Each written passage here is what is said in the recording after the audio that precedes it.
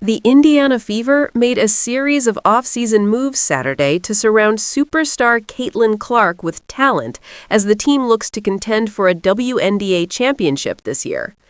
The Fever re-signed key players Lexie and Kelsey Mitchell while adding veteran Monique Billings from the Golden State Valkyries. Last season, Mitchell averaged 20.2 points, 3.4 assists, and 1.8 rebounds in 31.4 minutes per game, and was a 2025 All-WNBA First Team selection and MVP finalist. Hull, meanwhile, has become a fan favorite and part of the Fever core known as Tres Leches, made up of her, Clark, and Sophie Cunningham. We saw it on Twitter at some point, and people ran with it, Hull recently told Fox News Digital of the nickname. It was funny. Hull has also become a close personal friend of Clark, as Clark helped announce Hull's return to the team on a multi-year deal in a TikTok video on Saturday. Billings, drafted 15th overall in 2018 by the Atlanta Dream, played there for 6 seasons before joining the Dallas Wings, Phoenix Mercury, and Valkyries. Known for her elite rebounding, she has consistently been a key rotational player with significant contributions in both the WNBA and overseas. The players were signed after the Fever were 1 game shy of reaching the WNBA Finals in 2025, while Clark missed the entire postseason with an injury. With Clark set to return, Indiana is keeping its core together while adding veteran depth to bolster its roster ahead of the 2026 season. The Fever have the 4th best odds to win the WNBA title in 2026, behind the Minnesota Lynx, the defending champion Las Vegas Aces, and the New York Liberty.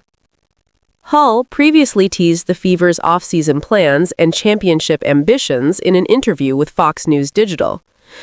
I think it's because we made it where we made it last year without some of our key pieces, and with a lot of injuries and a lot of, this adversity.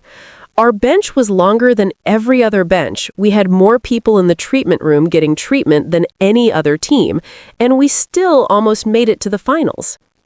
Tasting that and being so close and feeling like we have so much more to give, I think that just changes our mindset a little bit.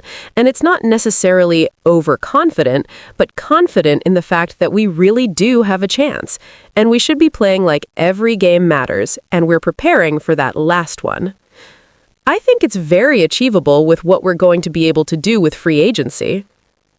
Playing for the Fever has also proven to be a tall task off the court, as the massive national attention Clark has brought to the team also results in tension among fans and added motivation among opponents, per Hull.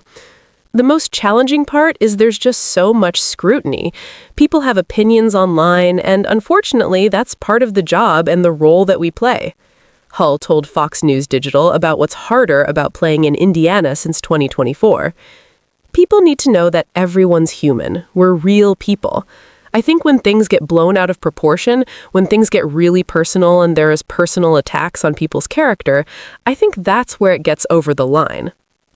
Hull says she noticed a difference in how opposing players started to perform against her team that year, which she credits to the surge in popularity.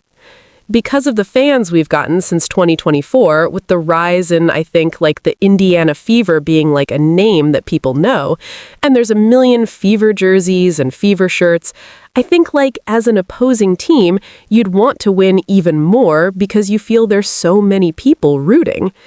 It's exciting to have that type of following across the country, and I think for other teams, they have great fans and great people that show up for them, and they want to perform for those people, just like we want to perform for ours.